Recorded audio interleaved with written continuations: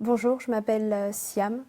J'ai grandi dans une famille difficile, là où la violence régnait, là où la religion nous interdisait certaines choses. Je me souviens qu'un jour, alors que je prenais le bus avec mon ami, chose que je n'avais pas le droit, même d'avoir une amie, je n'avais pas le droit. Je me souviens d'avoir pris le bus avec mon ami et mon frère nous attendait en fait près de l'arrêt de bus. Et il m'a vu avec cet ami et il m'a demandé rapidement de monter dans la voiture, très énervé, très colérique. Il m'a vraiment demandé de monter dans la voiture. Alors je me suis précipitée, je suis montée dans la voiture. Et là, mon frère s'est vraiment énervé, a voulu tuer ma meilleure amie, a voulu la tuer, l'écraser. Elle courait comme elle pouvait, elle était vraiment, elle avait très peur, elle était effrayée. Moi-même, j'étais très effrayée et j'avais l'impression qu'il allait la tuer. Et elle a pu s'échapper. Et en fait, mon frère était très énervé, il m'a emmenée à la maison. Et après, j'ai été ruée de coups, complètement ruée de coups, parce que j'avais une amie, parce que j'avais pris le bus. Voilà un peu dans quel contexte finalement je vivais au quotidien avec toutes sortes de violences physiques et psychologiques.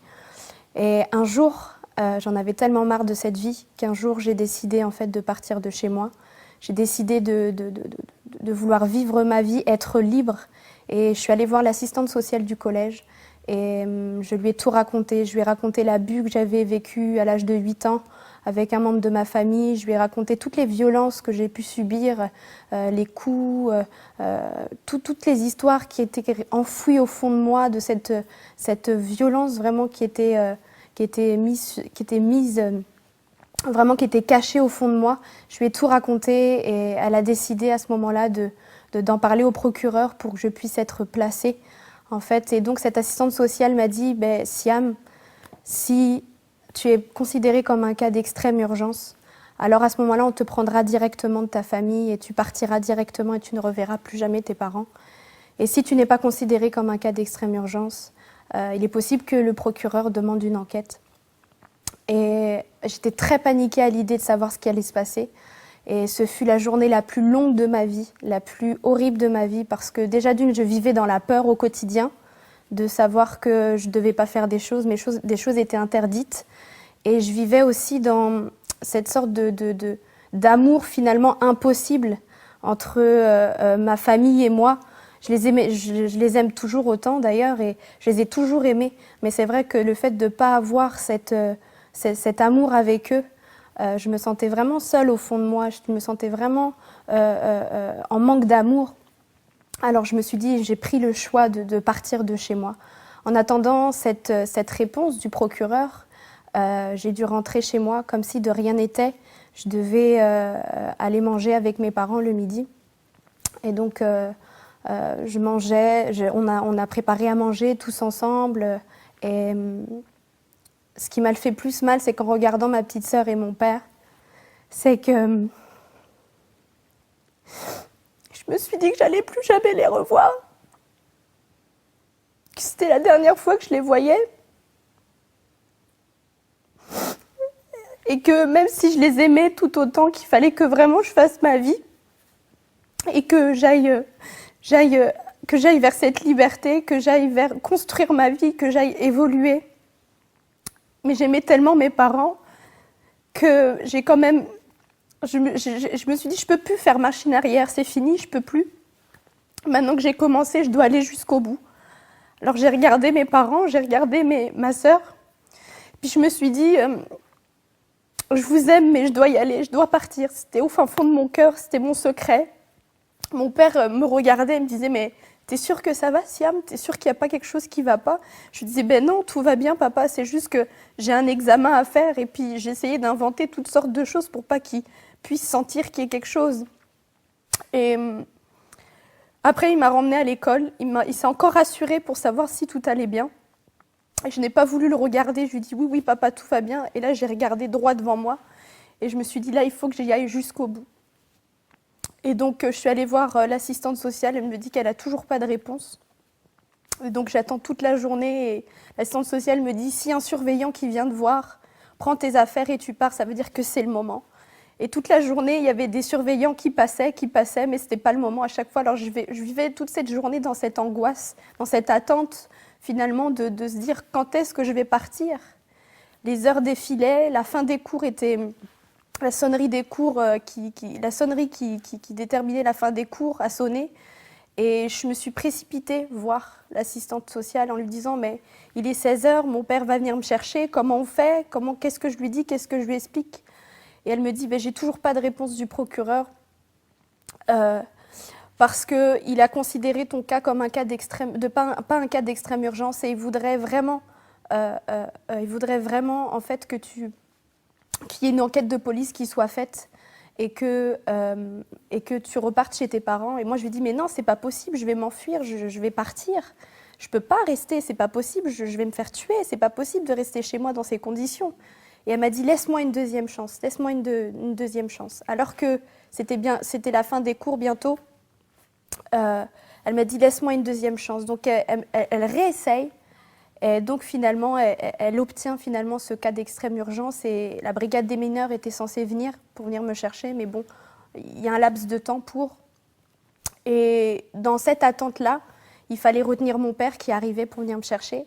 Il fallait rassurer mon père. Et donc la CPE, ce jour-là, a rencontré mon père en lui disant « Voilà, votre fille est en examen, vous inquiétez pas si elle reste beaucoup plus longtemps que prévu, je pense qu'elle sortira vers 17h. » Alors mon père était dans cette attente-là, mais il sentait qu'il y avait quelque chose qui n'allait pas, alors il est retourné à la maison.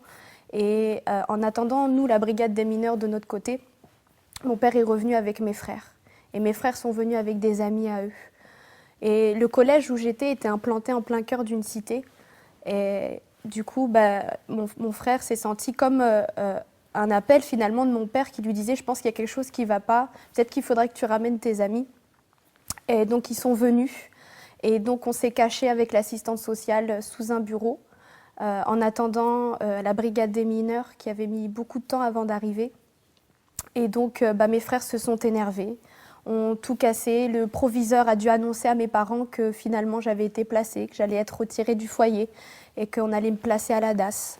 Et donc mon père s'est énervé, mes frères se sont énervés et moi sous le bureau dans une salle j'entendais tout ce qui se passait. J'entendais mes frères crier, j'entendais ma mère crier, j'entendais les professeurs qui essayaient de temporiser, j'entendais tout ce qui se passait et moi je me disais mais c'est de ma faute tout ça, c'est pas possible et en même temps il faut que je parte. Et l'assistante sociale vraiment essayait de me consoler comme elle pouvait, elle essayait de me rassurer. Et j'ai dû ensuite, par la suite, pour me protéger, donc il y a la prof de français qui arrive dans cette salle et elle a dû échanger des vêtements, des habits avec moi en me disant « Voilà, il faut que tu échanges des habits avec moi pour pas qu'on te reconnaisse dans la rue parce qu'il y a beaucoup de monde, parce que la police arrive et je ne sais pas combien de voitures ils étaient d'ailleurs ce jour-là, mais il y avait pas mal de voitures et il faut vraiment qu'on échange des habits pour qu'on puisse te faire sortir parce qu'il y a beaucoup trop de monde dehors. » Alors j'échange quelques habits. Jamais un jour j'aurais cru changer des habits avec ma prof de français et je l'ai quand même fait. Et la prof de français était très tremblante et je l'entendais parler dire ils ont cassé des côtes à un professeur, ils ont cassé le nez à un autre professeur et moi j'étais terrorisée de ce qui allait m'arriver. Je me suis dit mais qu'est-ce qui se passe? Ça se trouve on va jamais pouvoir arrêter mes frères, ils vont quand même me retrouver, ils vont quand même vouloir me frapper et puis l'assistante sociale m'a dit non t'inquiète pas, on va te sortir de là. Et à partir de ce moment-là, on m'a sortie du collège, on m'a ramenée au commissariat, on a fait des dépositions. Et le soir, très très tard, je me suis retrouvée dans un foyer. Et là, je me sentais la plus seule au monde, la plus désespérée au monde. J'étais mal au fond de moi, j'avais cet amour qui me manquait de mon père et de ma mère. Mais pour moi, je n'avais pas le choix. J'étais face, comme je le disais, à cet amour qui était impossible pour moi. Un amour familial impossible, je ne sais même pas si ça existe. Si la preuve que ça existe, mais j'étais vraiment face à cette solitude qui était en face de moi et j'avais très peur de ce qui allait se passer de l'extérieur, du monde et je me suis dit, je vais quand même aller jusqu'au bout, je vais faire ma vie. Déjà toute petite, je rêvais d'un équilibre de vie, je rêvais de pouvoir vivre ma vie et c'était vraiment ce que je désirais. Au fur et à mesure des années, J'ai fait beaucoup de foyers, de familles d'accueil et un jour j'ai décidé de vouloir me suicider après avoir testé l'alcool, après avoir essayé de fumer du cannabis, après avoir vouloir séduire certains hommes parce que j'étais en manque d'amour au fond de moi. J'ai décidé de vouloir me tuer, j'ai décidé de me suicider et il y avait une route, une sorte d'autoroute qui était là en face de ce foyer et j'ai voulu m'adresser à Dieu et j'ai crié à Dieu vraiment de tout mon cœur et je lui ai dit, parce que j'avais quand même cet enseignement, cette base que Dieu m'avait donnée, que mes parents m'avaient donnée et j'ai vraiment crié à Dieu et j'ai dit, toi là-haut, si tu existes vraiment, fais quelque chose pour moi. Je ne sais pas s'il faut être musulmane, je ne sais pas s'il faut être chrétienne, mais si tu existes vraiment, fais quelque chose pour ma vie. Et je voulais vraiment une famille d'accueil qui puisse m'aimer, je voulais vraiment une famille d'accueil qui puisse me donner cet équilibre de vie, cet épanouissement dont j'avais besoin. Et je ne m'attendais pas, en fait, avoir une réponse si rapidement. Parce qu'en temps normal, pour pouvoir trouver une famille d'accueil en étant ado, à cet âge-là, j'avais 16 ans, et trouver une famille d'accueil, c'est très compliqué. Il nous faut à peu près 3 mois, tout en sachant qu'il y a plein d'autres dossiers qui sont derrière. Et moi, en 2 jours, c'était fait. En 2 jours, j'ai eu un coup de téléphone, en fait, d'une association qui disait qu'il y avait une place pour moi, alors qu'il y en avait plein d'autres derrière. Et moi, je me souvenais, au fond de moi, je me souvenais de ce que j'avais prié, de ce que j'avais dit à Dieu, de ce que j'avais crié à Dieu. Et le week-end qui a suivi, je me suis retrouvée, en fait, avec une famille d'accueil. Alors, ils sont venus me chercher. Le week-end qui a suivi, je suis montée dans la voiture. Et il y avait cette chanson qui parlait de la création de Dieu, qui parlait de l'univers, qui parlait de Dieu. Et je me suis mise à pleurer, j'étais effondrée complètement dans la voiture, à pleurer, à pleurer. Je sentais vraiment une présence qui était là, je sentais vraiment l'amour de Dieu qui était là. Et au fond de moi, je savais que Dieu m'avait répondu. Je savais que c'était lui qui m'avait trouvé une famille d'accueil et qu'en plus de cela, cette famille d'accueil était chrétienne. Et je savais que c'était Dieu qui me répondait, mais d'un autre côté, j'avais besoin de cet amour et cette présence-là m'a vraiment complètement comblée de cet amour. Et je regardais les cieux, je regardais la terre et je me disais comment moi, aussi petite que je suis, aussi grand est l'univers et Dieu s'est occupé de moi. Dieu a pris le temps de m'écouter, d'entendre mon cri et de dire je vais m'occuper de toi. Après, les années ont suivi et Dieu m'a vraiment parlé, Dieu a vraiment touché mon cœur, a vraiment comblé mon cœur, l'amour d'un père et d'une mère. Je peux dire aujourd'hui que Dieu est mon père. Je peux dire aujourd'hui que Dieu m'a changé, que Dieu m'a délivré. Je n'ai plus peur, je n'ai plus ces frayeurs que j'avais autrefois. Je vis librement.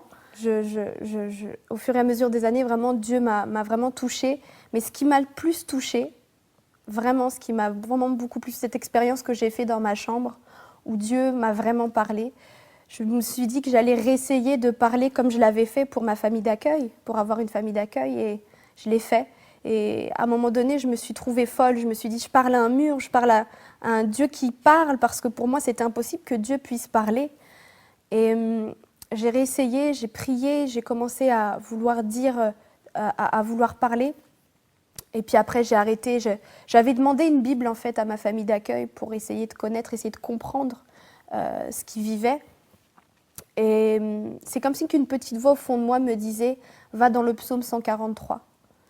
Et alors, je suis allée voir dans le psaume 143 et à ce moment-là, ce que j'avais dit, ce que je venais de dire, c'est